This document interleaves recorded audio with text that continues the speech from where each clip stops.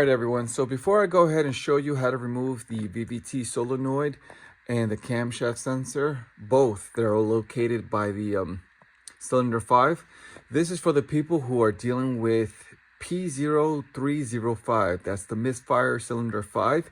If you're the type of person who's just like me that went ahead and quickly thought and assumed it was the spark plug, so you went ahead and bought all new spark plugs, you went ahead and bought all new ignition coils, you went ahead and bought all new fuel injectors, you even went ahead and bought yourself a brand new oil filter housing.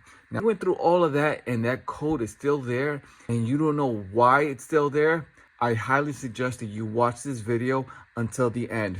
Hello, welcome back everybody. It's your old man Mark Bryce. In today's video, I'm going to go ahead and teach you guys to remove your VVT solenoid, which is all the way over here, as well as how to remove your camshaft sensors, one right here. Now, you're probably wondering, well, where's the rest of the video on how you remove the upper intake manifold? I already did that in my previous video. I had the link below, because I did go ahead and did the spark plugs, the fuel injectors, the coil packs.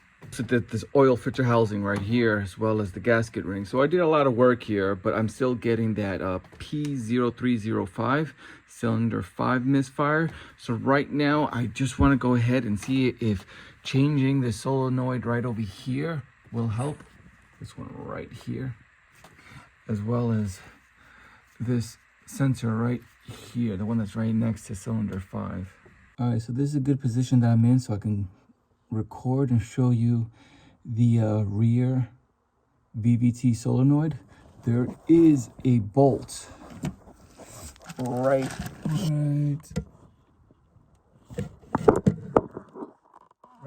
there. It's between the two wires. You see that?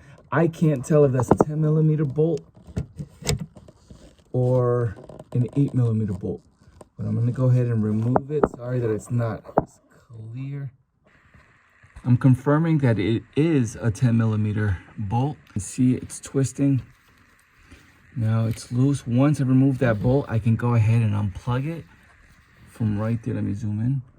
Right there, there's a white, there's a little white tab right here. There's not that much space to play with. It'll be a lot easier if you remove the fuel rail, but I don't want to do that. If you're looking at this long extension, I actually use this one with the socket wrench, but then I didn't have much play. All I needed was just one good grip to loosen it. Once I loosened it, then I went ahead. Now I'm doing it manually with my hand, but I'm going to be very careful that it does not fall. So to remove that, there's no other way but to remove this fuel rail right here. There's two bolts, 1, 2, cover up your your valve right there. Take a, what do I have here? A T30 fork drill bit. Take that and you're gonna go ahead, see if it fits there perfectly. And go ahead and loosen these. Once you do, carefully remove those two bolts that they don't fall inside the valve. And then you're able to pop off this fuel rail so that you have more space because of this wiring right here. This guy right here is blocking me. So I'm gonna have to remove that, push it out of the way. Head and carefully, oof, I forgot about that. All right, hallelujah. I was able to take it out. There we go. All I really did was just remove those two T30 drill bits or T30 bolts, and then just move this to the side to give me enough space to stick my finger in there and grab the screw. So it's right here. You gotta take a flathead.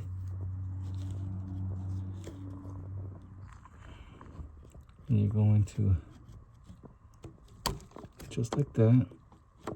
You see it's already loose. You're gonna pinch it. Take a flathead, as I just showed you how to pop it out. Then, don't take it out yet, don't squeeze it out. Just grab it and shift it all the way to your right, as much as you can. Hopefully you just saw that all the way, and then pop out, and now it is loose.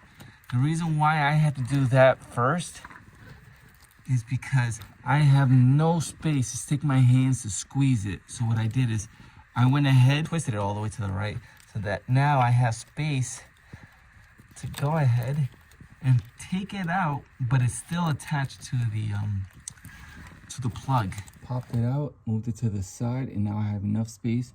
I'll use two hands, one hand to hold the solenoid and the other hand to apply pressure on that white little tab that I showed you with my flathead. Just pinch it and then pull out.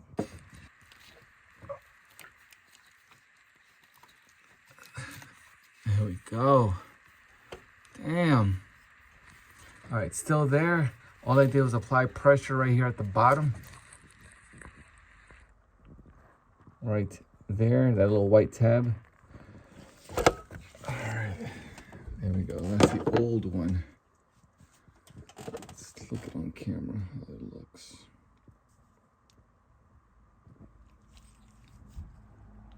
I'm gonna put in the new one, and I'm gonna put it the same way, but in reverse order. All right, don't forget to put back those two T30 drill bits, or excuse me, the T30 bolts right here. Do not forget that. Make sure you're covering this when you do so. All right, there we go. The new solenoid is in. Now let's go ahead and move to the left. This guy right here, the camshaft sensor. This one right here, in order to remove this, let's go ahead and unplug it by taking this white tab. Yeah, I actually took out the white tab.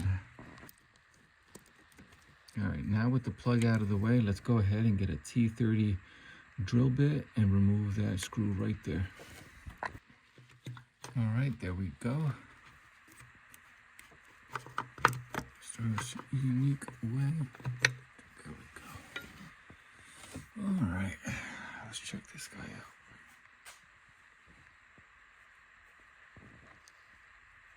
All right, so the older one there. Here's the new one. And all you have to do is just work backwards. It's that simple.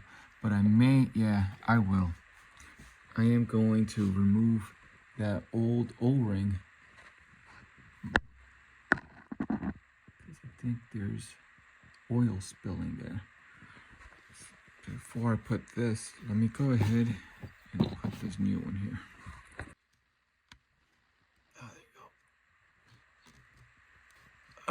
There we go.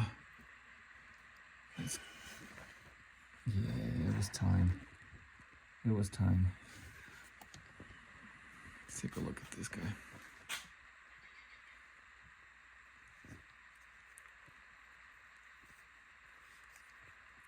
Oh, sorry about that. My battery's dying.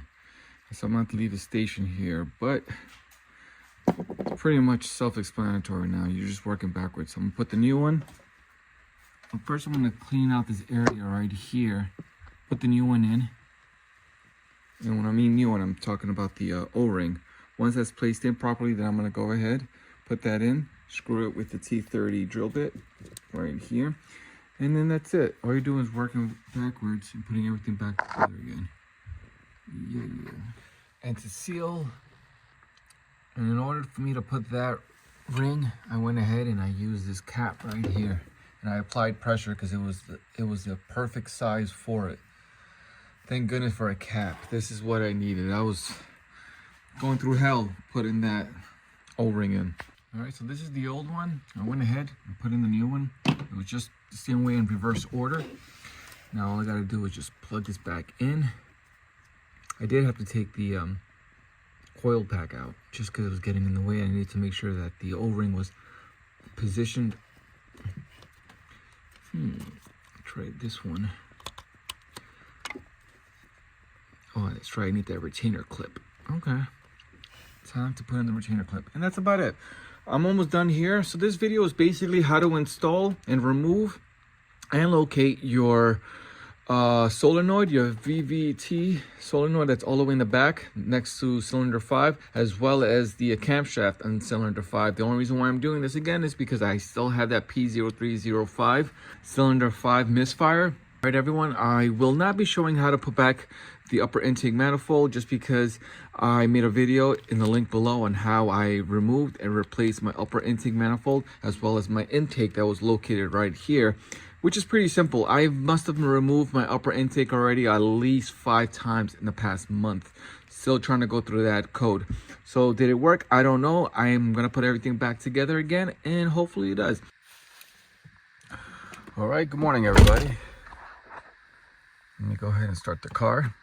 It has been 4 days now.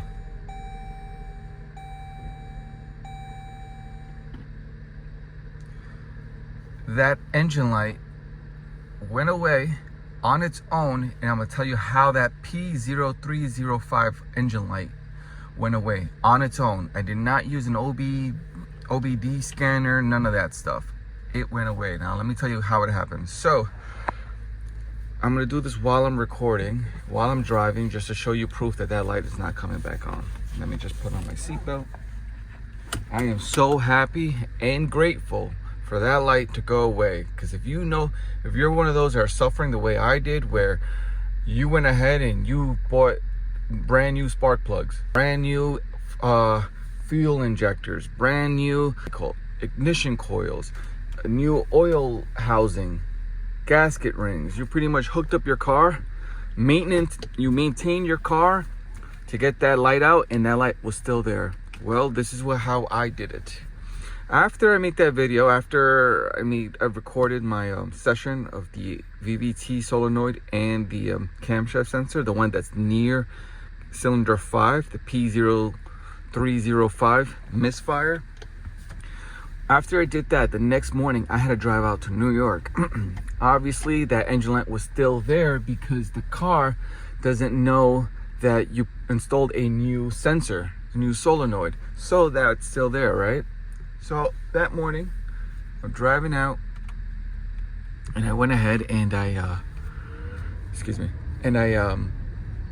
got in the car with my wife and kids. We drove out to New York with that light on. When we got to New York, when it was time to leave, mind you, the car was already settling in there for like 5 hours, 6 hours. So the evening we were leaving New York to go home, mind you, it's 100 miles from PA to New York. At least our destination was about like 99 miles, right? 98, 99 miles. So overall 100 miles, right, to get there. When I turned on the car to drive back home, the light was still on. So I was like, damn, all right, well, maybe it wasn't the VVT. Maybe it wasn't the camshaft. So we drove out from New York to New Jersey, Wawa, kind of like a 7-Eleven. We went to go get some snacks and coffee. Now from New York to that Wawa in New Jersey was about like 43, 44 miles. Stopped the car, we turned off the engine, we go inside. When we get out of Wawa and we got back in the car, I turned on my car, that light was gone. It went away on its own, did not do nothing.